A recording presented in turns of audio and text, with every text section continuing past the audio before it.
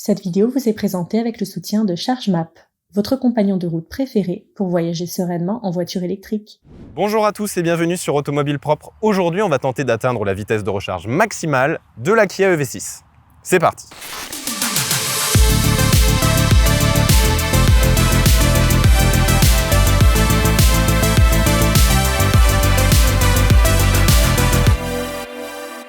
Bienvenue dans cette Kia EV6 rouge comme ma voiture. Alors aujourd'hui, je suis au volant d'une Kia EV6 GT Line d'une puissance de 229 chevaux avec une batterie de 58 kWh. Notre objectif du jour est très simple, essayer d'atteindre la vitesse de recharge maximale de la Kia EV6 qui est, rappelons-le, aux alentours de 234 kW. Pour cela, nous nous dirigeons actuellement vers la station de recharge rapide Ionity à côté de Célestat.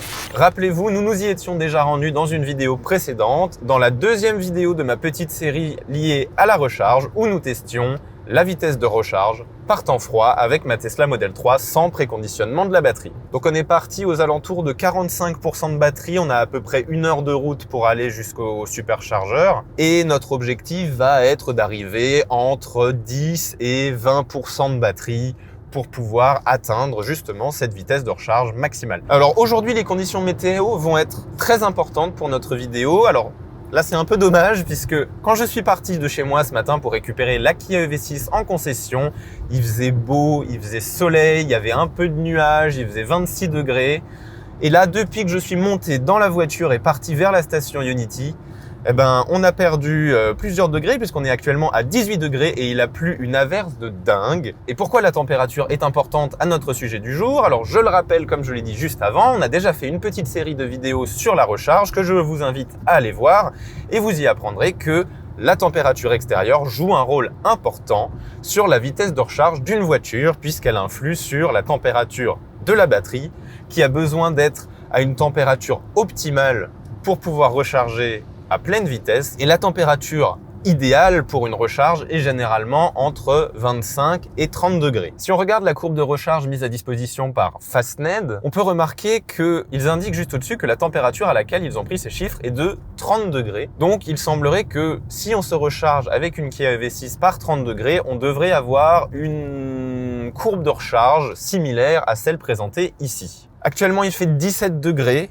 donc c'est peut-être pas la température idéale pour pouvoir recharger à pleine vitesse. On va espérer qu'il fasse plus chaud lorsque l'on arrivera chez Ionity. Autrement, j'ai peut-être une petite parade, une petite solution, une petite astuce qui nous permettrait tout de même de pouvoir recharger plus rapidement. Alors, il y a encore un débat sur la Kia EV6. Est-elle équipée du préconditionnement de la batterie ou non? Alors, il semblerait que oui, mais pas actuellement. Le préconditionnement de la batterie arriverait prochainement dans une mise à jour. Donc actuellement, on ne l'a pas à la date à laquelle je tourne cette vidéo. Pour faire simple, le préconditionnement de la batterie, c'est un système qui va généralement chauffer la batterie pour l'amener à une température optimale pour la recharge, ce qui permettra donc au moment où on arrive à un superchargeur ou à une station de recharge, de pouvoir recharger tout de suite le plus vite possible. Le préconditionnement engendre tout de même un problème puisque la voiture chauffe la batterie, elle va consommer de l'énergie et donc diminuer l'autonomie et consommer plus que ce que vous consommiez avant de préconditionner la batterie. Alors, je vous parlais avant d'une petite astuce pour pallier à une température plus basse ou à une absence de préconditionnement d'un véhicule. Cette astuce, pas très écologique, mais qui va peut-être être obligatoire aujourd'hui, c'est tout simplement de faire des accélérations et décélérations assez intensive de manière successive. C'est une suite d'actions qui permettent de chauffer la batterie et donc de l'amener à une température plus optimale pour la recharge. Alors pour ça, je vais me mettre par exemple en mode sport et je vais un peu décélérer, voilà, et hop, donner un petit peu de patate et ça, de manière successive, ça va chauffer la batterie. Et quand je parle de freiner, je parle bien entendu du freinage régénératif, pas de la pédale de frein que vous pouvez adapter en fonction de vos besoins grâce aux palettes au volant. Et pour pouvoir optimiser ce système d'accélération-freinage, j'ai mis le freinage régénératif au maximum. Ensuite, un point important de la Kia EV6 et qui va être aussi très important pour notre vidéo du jour, c'est que la Kia EV6 est une des rares voitures à être basée sur une architecture 800 volts. La première voiture électrique qui a eu une batterie 800 volts, c'est la Porsche Taycan. Et aujourd'hui, en plus de la Porsche Taycan, on retrouve également une architecture 800 volts sur la Hyundai Ioniq 5 et la Kia EV6. À quoi ça sert et qu'est-ce que ça change par rapport aux autres voitures électriques ?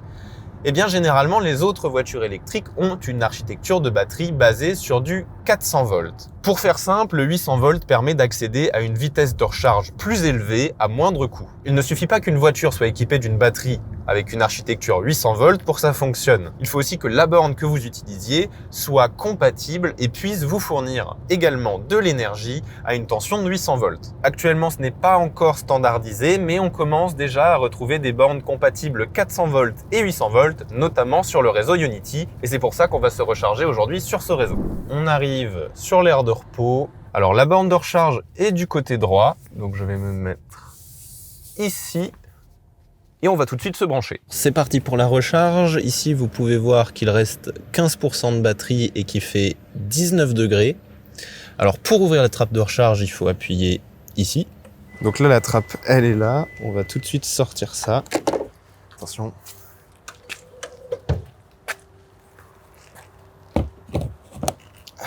Connexion, OK. Départ.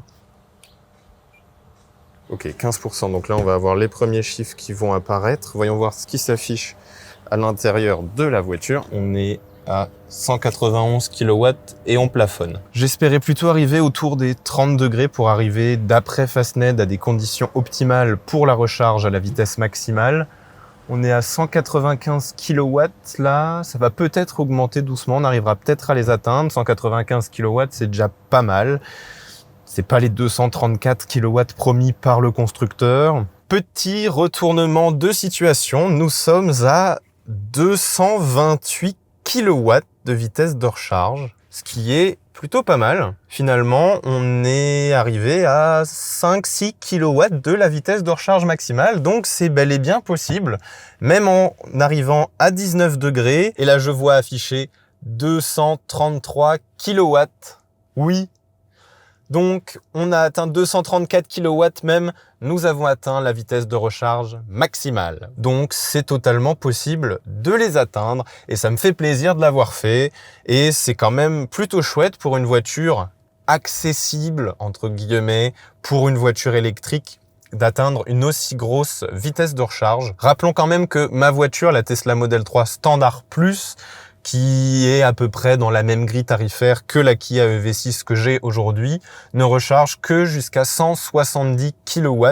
Donc celle-là recharge quand même 64 kW plus vite et la mienne a une courbe de charge beaucoup moins avantageuse que la Kia EV6 qui maintient, comme vous le voyez ici sur la courbe de recharge mise à disposition par Fastned, de 0 à 50% à 234 kW. Vous voyez ici qu'on est toujours à 234 kW malgré qu'on soit à 45% de batterie. Chez moi, à partir de 20-25%, la courbe de recharge commence à diminuer. Et là, d'un coup, on a une baisse. D'accord. Passé les 50%, il y a une grosse baisse. C'est ce que montrait également la courbe de recharge. Une fois passé les 50%, d'accord, on perd presque d'un coup 100 kW de puissance de recharge. Alors par contre, je viens de me rendre compte que je n'avais pas paramétré que je voulais recharger jusqu'à 80% et donc je vais le faire ici, voilà. La recharge vient à l'instant de se terminer. On va aller débrancher la prise. Est-ce que je peux tirer la prise? Oui. Parfait.